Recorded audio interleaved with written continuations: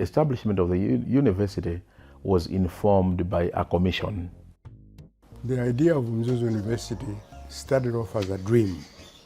His Excellency Dr. Elias Bakili Muluzi had to establish a university in the north by appointing a commission of inquiry to investigate the feasibility of establishing a university in the north. So this commission, it did its work, and then there was also a working document that was produced, a report which was produced. In order to translate that dream into reality, he should appoint a number of people to constitute a committee that would build it and get it going. And these two are the ones that informed the establishment of this university when you look at the history. Then the council was appointed, which drafted the Act, Mzuzu University Act. That act was sent to Parliament, and Parliament approved it. The university was established in 1997, but in terms of operation, it started in 1999. I can confirm that the university has made a tremendous development in the manpower development of the country.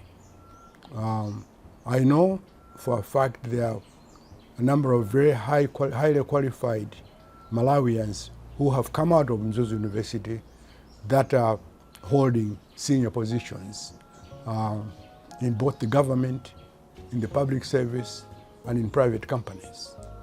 That has made a tremendous difference in the supply of trained personnel in the country.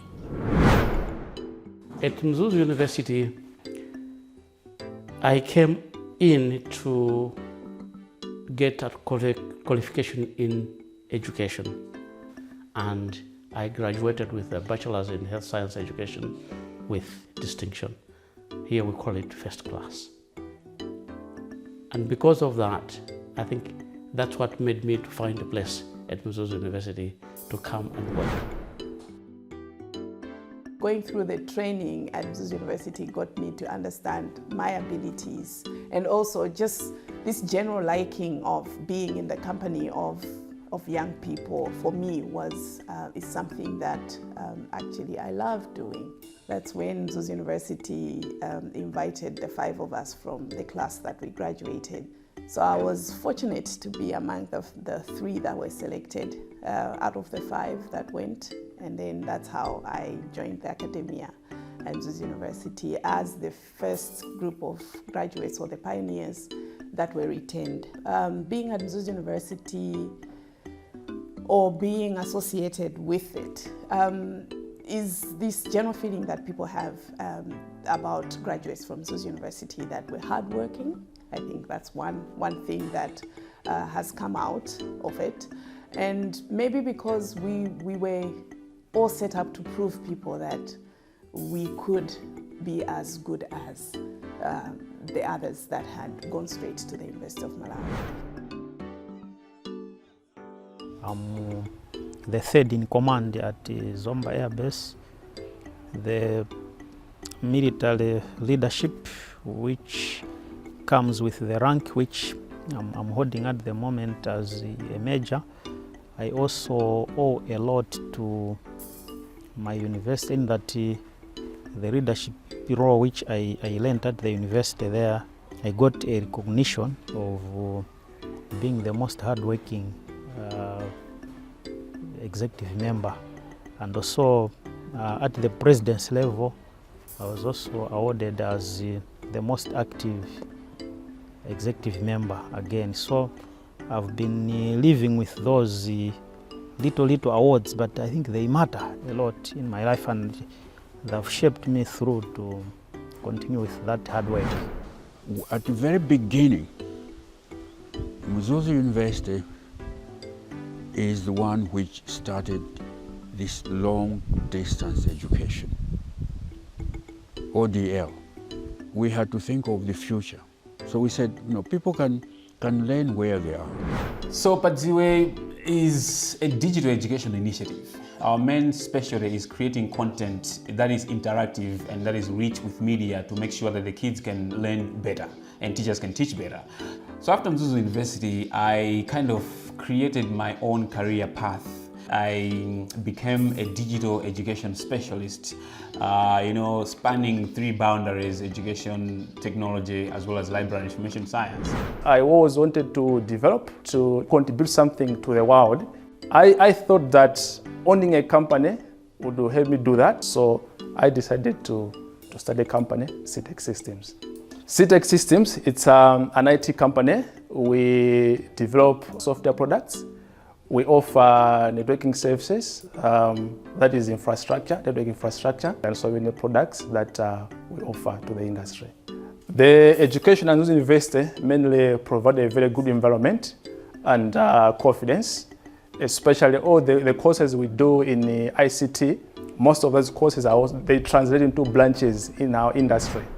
I studied theology and religious studies at Mzuzu starting from 2008, and I graduated in 2012. My academic endeavors were coupled with the passion and love for football. I was just a football fanatic. So it was in Mzuzu that opened up and nurtured that passion for football. After graduation, the love of football developed, and then I started refereeing. I was put on a FIFA panel in 2020. I'm one of the top referees in my country, and I am one of the prospective top referees in Africa. Kelo Wines is a company which started as a hobby. He started brewing wine using yeast, the baking yeast that we know. After looking at Facebook feeds, he saw that there's yeast special for the wine. The education I attended at Mzuzu University helped me a lot. We look at research, for example. There are specific courses to do with research. So we looked at that, we researched how can we make the wine, and then we also researched on the market here in Malawi. How can we penetrate the market, how to approach people. And as I've said, how to socialize also, because when you're an entrepreneur, you need to socialize with people. People save people. People protect people from people who think other people are a lesser people. People guide people, people serve people, people inspire people to be better at being people. I was privileged to have been one of the recipients of an honorary doctorate for my contribution in the creative arts from Mzuzu University in 2015. I was incredibly honored and grateful to be recognized for my contribution, especially in such a sector. Mzuzu is still a young institution, but for what it has contributed in such a short time is something that really needs to be celebrated. And I am looking forward to new programs being introduced because I think what is on offer at Mzuzu is quite unique.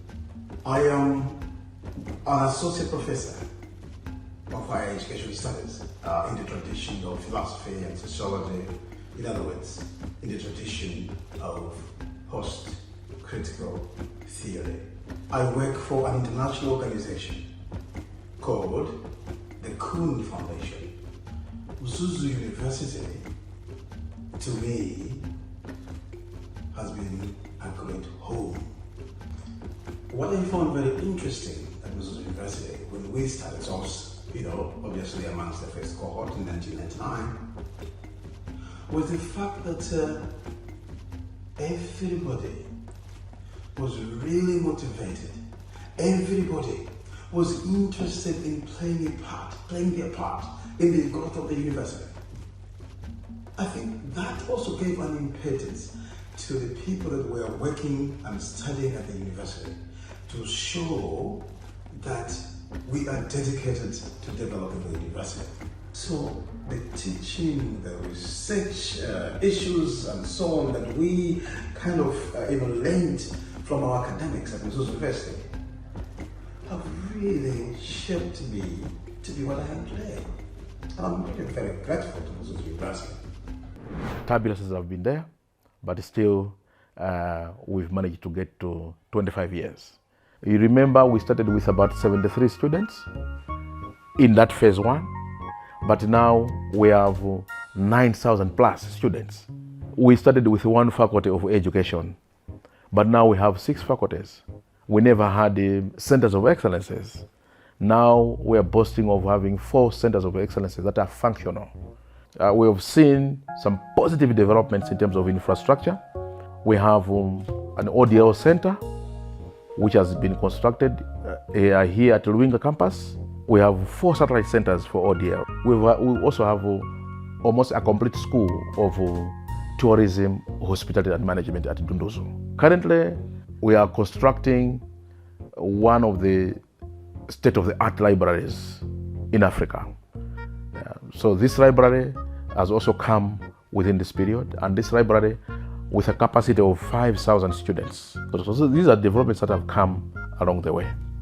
The university, much as we've registered these positive developments, has also experienced some critical challenges. We still have a lot of space gap, and this gap is still affecting our research and innovation because we don't have space, adequate space, but also we don't have appropriate equipment to support innovation and technology development. The university moving to Choma. So we are currently in the process of serious negotiations with the government to make sure that maybe government can also consider this project in public sector investment program, what we call PSIP. The master plan estimated that the completion of Choma campus can be achieved by 2047.